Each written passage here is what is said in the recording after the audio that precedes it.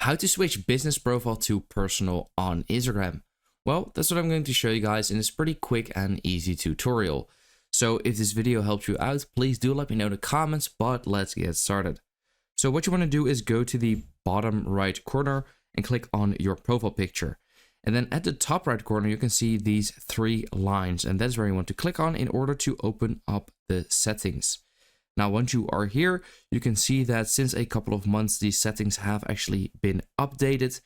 And you want to go to the For Professionals section, and here you can see Business Tools and Controls.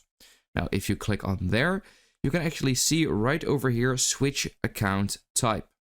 Now, then if you click on there, you have two options, Creator or Personal.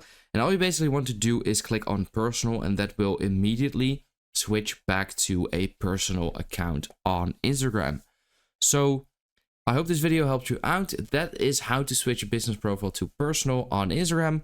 I hope this video helped you out. Let me know in the comments if it did, and then I will see you next time.